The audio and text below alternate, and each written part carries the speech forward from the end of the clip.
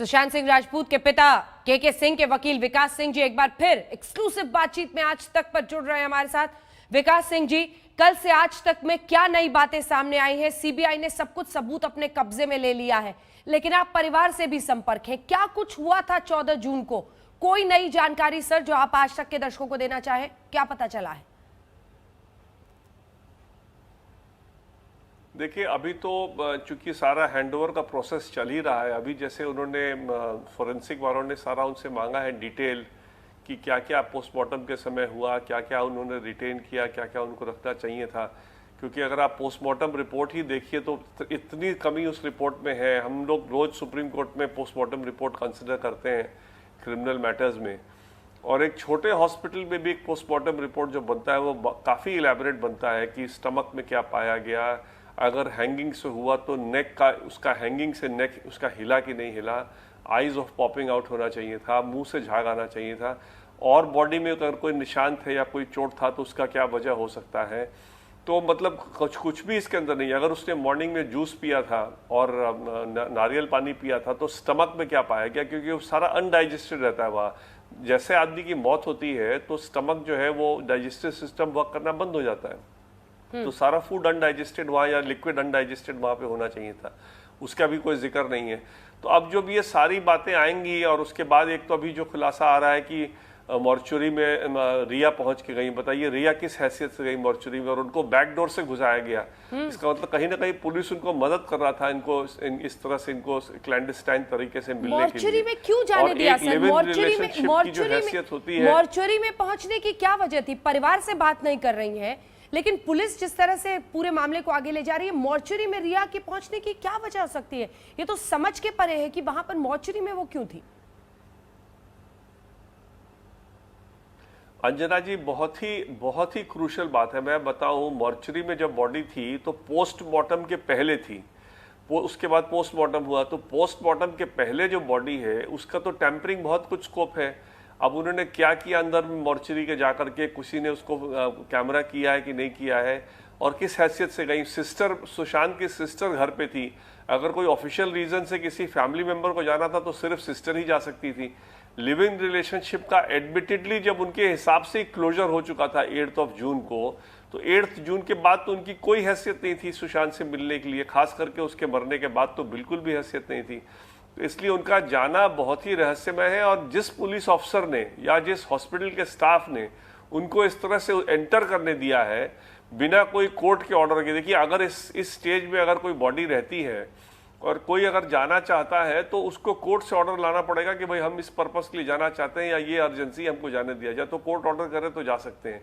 लेकिन straight away police officer या hospital staff अगर एंट्री दे रहा है उनको वहाँ मॉर्चुरी में जाकर के बॉडी के पास, और पता नहीं कोई टेम्परिंग किया हो या नहीं किया हो, तो बहुत सी सीरियस बातें हैं। और ये सब एक्सप्लेन करने में पुलिस को भी और हॉस्पिटल स्टाफ को भी काफ़ी कुछ एक्सप्लेन करना पड़ेगा।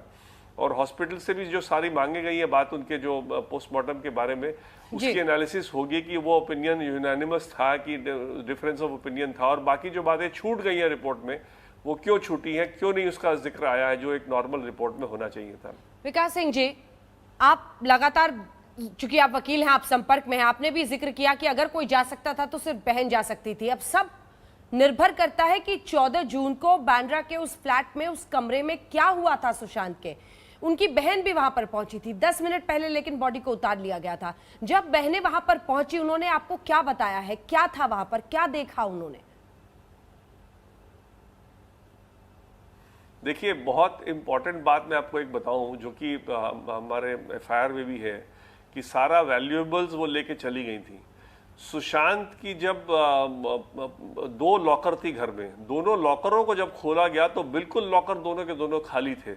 अब सुशांत के पास बहुत सी घड़ियां होती थी, आज के दिन में घड़ियां बहुत एक्सपेंसिव होती हैं, घड़ियां थी और कुछ चेन्स थे, कैश रखता था घर में, तो सारा का सारा बिल्कुल कहाँ चला गया सडनली उसके मौत के पहले। तो वही 8 जून को जो गई है रिया, वहाँ से सारा कुछ खाली करके ले गई है। दूसरी बात कि जो जब वहाँ बहन पहुँची है तो फ़ोन से बार बार ये पिठानी बात कर रहा था। आपको मैं इंटरेस्टिंग बात बताऊं, पिठानी जो है जब शव जल रहा था उसका फोटो लेकर के उसको आगे भी बढ़ा रहा था फोटो को, और जब शव को उसने लटका हुआ देखा उसने कोई फोटो नहीं लिया। पठानी एक तरह का फोटोग्राफर भी था, वो फोटोग्राफी करता भी रहता था इस तरह से। तो जब उसने शव को लटका हुआ देखा तो एक भी फोटो नहीं लिया उसने, और शव को जल्दी से उतार दिया। जब लॉकस्मिथ आया तो सुशांत का कमरा 7वें फ्लोर पे था और इंटरनल स्टेयर्स था, छठे फ्लोर पे डोर था निकलने का बाहर। तो जो 7वें फ्लोर पे जब कमरा खोला लॉकस्मिथ ने, अगर ऐसी अर्जेंसी थी तो क्या उसको सोच में भी आया क्योंकि भाई लॉकस्मिथ को हम बाहर भेजें, क्यों नहीं तुरंत रूम को खोलेगा।